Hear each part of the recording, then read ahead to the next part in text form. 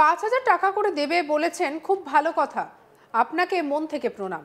কিন্তু এই টাকাটা কারা পাবে? আপনার দলের ছেলেরা পাবে নাকি প্রকৃত পরিযায়ী শ্রমিকরা পাবে? কারণ পরিযায়ী শ্রমিক কারা সেটা ঠিক করে দেয় আপনার দলের নেতারা। তাই আপনি বলুন যে টাকাটা কারা পাবে। আমাদের মেরুদণ্ড খুব শক্ত, আমরা নিজেদেরকে বিক্রি করি না। আপনার দলের নেতাদের কাছ থেকে আমার কোনো পরিচয়ের দরকার নেই।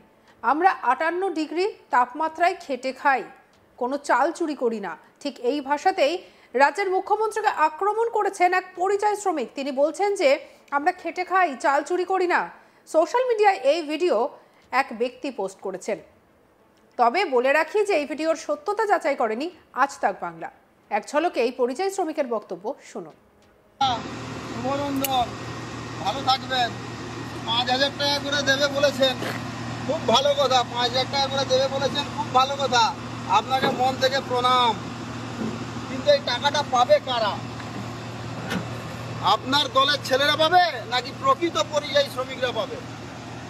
কারণ পরিযায়ী শ্রমিক কারা সেটা তো ঠিক করে দেয় আপনার দলের নেতারা। তাই আপনি বলুন এই টাকাটা কারা পাবে? আপনি কি পারবেন এই টাকাটা কারা পাচ্ছে তাদের নামের তালিকা প্রকাশ করতে? আপনি পারবেন তাদের নামের তালিকা প্রকাশ করে জানাতে কারা কারা এই টাকাটা পাচ্ছে? আপনি এতদিন ধরে কি করলেন বাংলায়? আজ 15 বছর ধরে কি করতে পারবেন? আত্মনির্ভর করতে পারলেন না খালি টাকা দিয়ে আমাদেরকে কিনতে শিখেছেন? আমাদেরকে আপনি স্বনির্ভর করতে পেরেছেন না টাকা দিয়ে এইভাবে কিনতে পেরেছেন? কোনটা? আপনি পারবেন? টাকাটা সরকারের টাকা, জনগণের টাকা, আপনার টাকা নয়, আপনার ব্যক্তিগত উপার্জনের টাকা নয়, দুধ বিক্রিরও টাকা নয়, আর ছবি বিক্রিরও টাকা নয়। তাই আপনি পারবেন নামের তালিকা প্রকাশ করতে? জানার আগ্রহ রইল, আপনি জানাবেন। কিন্তু আমাদের মেরুদণ্ড খুব শক্ত, আমরা নিজেদেরকে বিক্রি করি না, ঠিক আছে? আর আপনার দলের নেতাদের কাছ থেকে কোনো পরিচয় পাওয়ার প্রয়োজন নেই যে আমি পরিযায়ী শ্রমিক, না আমি বিজনেসম্যান, না আমি কি। আমরা খেটে খাই এই 58 ডিগ্রি টেম্পারেচারে, কোনো চাল চুরি করি না, ঠিক আছে? বিভিন্ন বিজেপি শাসিত রাজ্যে বাংলাভাষীদের হেনস্থার অভিযোগ উঠছে। মারধর, অত্যাচার করা হচ্ছে বলে অভিযোগ উঠে আসছে। অত্যাচারের নিশানায় বাংলাদেশি পরিযায়ী শ্রমিকদের একটা অংশ। আর এর প্রেক্ষিতে বিজেপি শাসিত রাজ্যে বসবাসকারী বাংলাদেশিদের একাংশের মধ্যেও আতঙ্ক ছড়িয়েছে। কেউ কেউ ইতিমধ্যে ফিরেও এসেছেন।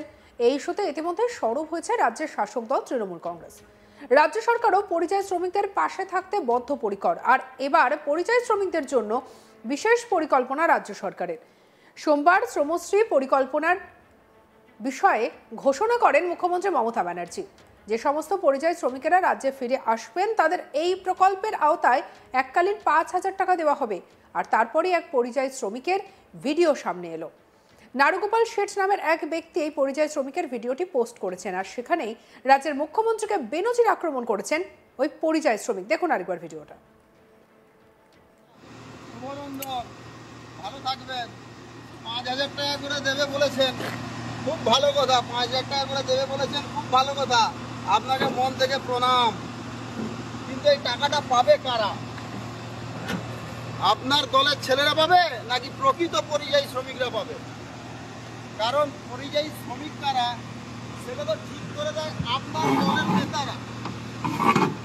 তাই আপনি বলুন এই টাকাটা কারা পাবে? আপনি কি পারবেন এই টাকাটা কারা পাচ্ছে তাদের নামের তালিকা প্রকাশ করতে? আপনি পারবেন তাদের নামের তালিকা প্রকাশ করে জানাতে কারা কারা এই টাকাটা পাচ্ছে? আপনি এতদিন ধরে কি করলেন বাংলায়? আজ 15 বছর ধরে কি করতে পারবেন?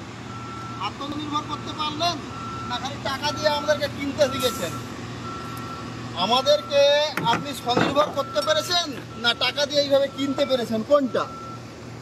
আপনি পারবেন? টাকাটা সরকারের টাকা, জনগণের টাকা, আপনার টাকা নয়, আপনার ব্যক্তিগত উপার্জনের টাকা নয়, দুধ বিক্রিরও টাকা নয়, আর ছবি বিক্রিরও টাকা নয়। তাই আপনি পারবেন নামের তালিকা প্রকাশ করতে?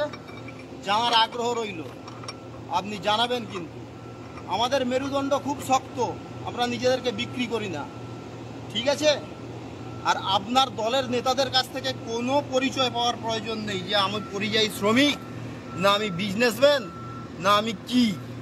আমরা খেটে খাই এই 58 ডিগ্রি টেম্পারেচারে, কোনো চাল চুরি করি না, ঠিক আছে। সোমবার শ্রমশ্রী পরিকল্পনার বিষয়ে ঘোষণা করেন মুখ্যমন্ত্রী মমতা ব্যানার্জি। যে সমস্ত পরিযায়ী শ্রমিকেরা রাজ্যে ফিরে আসবেন তাদের এই প্রকল্পের আওতায় এককালীন 5,000 টাকা দেওয়া হবে। কি বলেছিলেন শুনবো। আপনারা জানেন যে বিভিন্ন রাজ্যে যেখানে ডাবল ইঞ্জিন সরকার আছে সেখানে বাংলা ভাষা ও বাঙালি পরিচয়ের ওপরে পরিকল্পিতভাবে আক্রমণ চালানো হচ্ছে।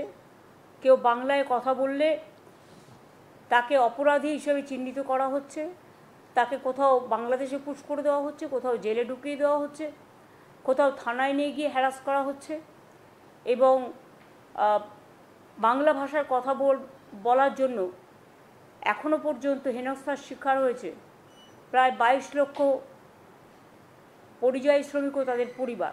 এদের মধ্যে ম্যাক্সিমাম আমাদের এখানে পরিযায়ী শ্রমিক, আমাদের যে পোর্টাল আছে সেই অনুযায়ী 22 লক্ষ আছে, কিন্তু বাংলার বাইরের অন্যান্য রাজ্য থেকেও আমাদের রাজ্যে প্রায় 1.5 কোটি পরিযায়ী শ্রমিক আছে।